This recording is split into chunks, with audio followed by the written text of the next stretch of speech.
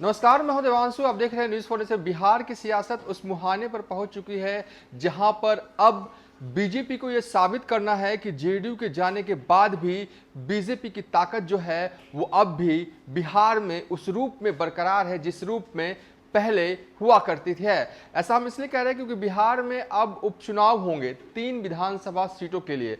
हालांकि तारीखों का ऐलान अभी इलेक्शन कमीशन की तरफ से नहीं किया गया है, लेकिन आपको बता दें कि गोपालगंज विधानसभा सीट, कुढ़नी सीट और मोकामा विधानसभा के लिए उपचुनाव होंगे। गोपालगंज की बात करें तो बीजेपी विधायक सब मंत्री रहे सुभाष सिंह का निधन हो गया, उसके बाद ये सीट जो है वो खाली हुई है। अगर मोकामा की बात करें तो अनंत सिंह की विधायकी रद्द होने के बाद ये सीट खाली हुई है और कहा जा रहा है कि अनंत सिंह के तरफ से उनकी पत्नी जो है वो मन बना चुकी हैं कि वो चुनाव लड़ेंगी और बाकायदा मोकामा में अभी से ही वो तैयारियां भी कर रही हैं। कुढ़नी विधानसभा क्षेत्र की बात करें जो कि मुजफ्फरपुर जिले में आता है, तो कुढ़नी से आरजेडी के विधायक थे अनिल कुमार सहनी, जिनकी भी एक तरह से कह सकते हैं विधायकी अब रद्द हो चुकी है और वहां पर भी उपचुनाव होंगे।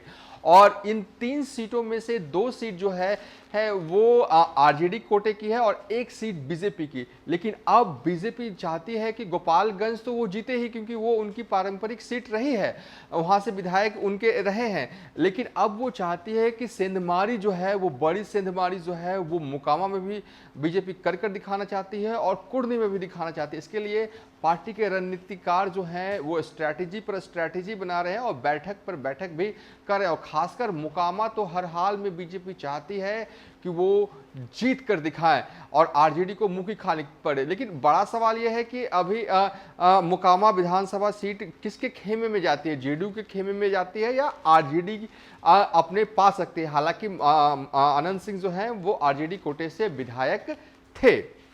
बहरहाल इन सब तमाम सिनेरियो के बीच में एंट्री जो है वो वीआईपी पार्टी की हो चुकी है, मुकेश सहनी की हो चुकी है। मुकेश सहनी अब ऐलान कर चुके हैं बाकायदा कि वो तीनों विधानसभा सीट में अपने कैंडिडेट उतारेंगे और यानी कि वो मोकामा से भी वीआईपी पार्टी कैंडिडेट देने जा रही है, कुढ़नी विधानसभा से भी देने जा रही है और गोपालगंज से भी देने जा रही है। और कहीं ना कहीं मुकेश सहनी उम्मीदवार उतारते हैं तो कहीं ना कहीं नुकसान जो है वो बीजेपी को हो सकता है।